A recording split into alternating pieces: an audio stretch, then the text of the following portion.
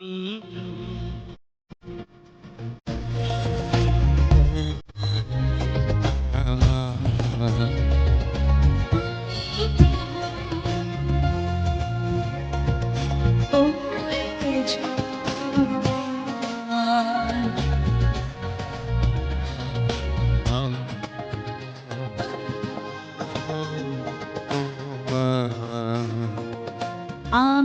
তোমার।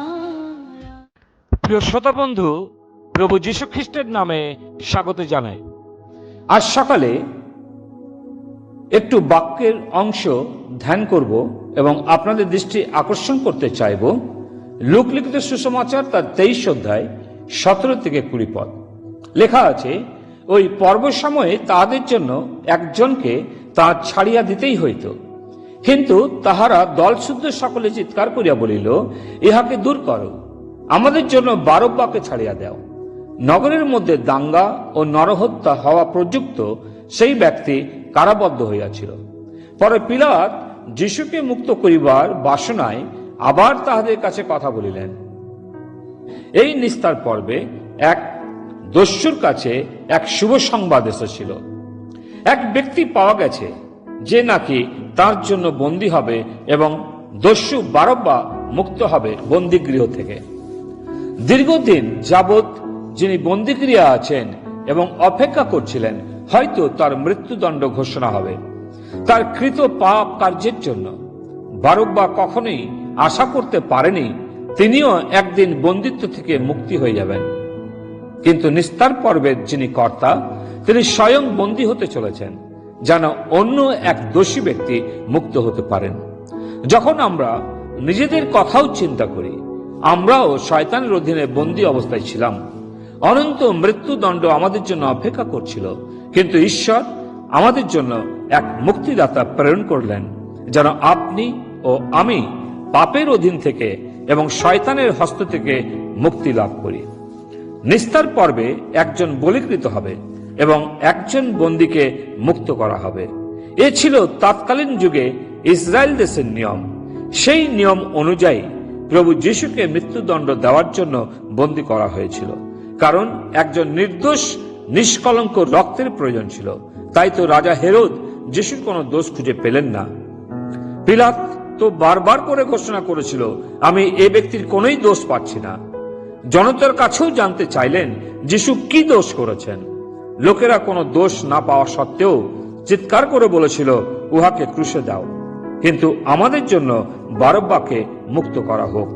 হ্যাঁ, বারব্বা লোকেদের চাহিদা অনুযায়ী মুক্ত হলেন এবং অবশ্যই প্রভু যীশুকে ধন্যবাদ জানিয়েছিলেন অন্তরে যে, প্রভু যীশু, তোমার জন্যই আমি মৃত্যুদণ্ড থেকে রক্ষা পেলাম।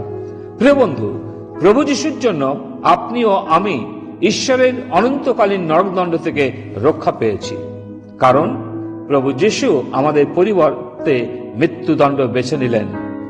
যেশায়া তার 53 অধ্যায় লেখা আছে, প্রভু যীশুকে চূর্ণ করতে পিতা ঈশ্বরের অন্তরে ইচ্ছা ছিল যেন তাঁর পুত্র যীশুর মৃত্যুর মধ্য দিয়ে আমরা পাপের ক্ষমা লাভ করি, অনন্ত ঈশ্বরের আবাসে থাকতে পারি। বারব্বার সম্বন্ধে আরো অন্য কোথাও আমরা পাঠ করি না, লেখা নেই কিছু।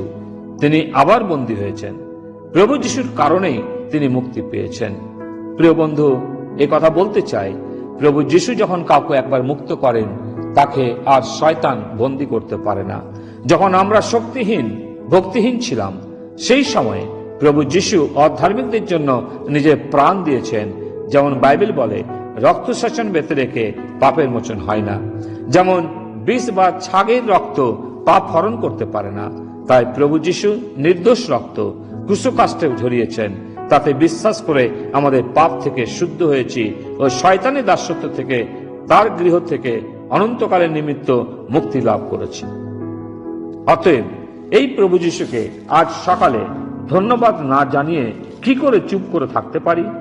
যিনি যোগ্য, কেবল তিনিই যোগ্য আরাধনা প্রশংসা পাওয়ার, যিনি স্বর্গের সিংহাসনে উপবিষ্ট আছেন।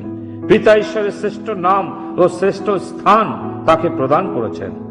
উদ্দেশ্য যেন আপনি এবং আমি আজ সকালে তাকে আরাধনা করি। অতএব আসুন আমাদের হৃদয় মন প্রাণ দিয়ে, অন্তরের ভক্তি দিয়ে সেই প্রভু যীশু খ্রিস্টের কে স্মরণ করে সেই প্রভু যীশু খ্রিস্টের আরাধনা করি, তার প্রশংসা করি।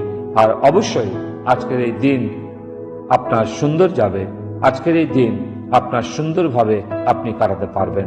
প্রভুর নাম ধন্য হোক।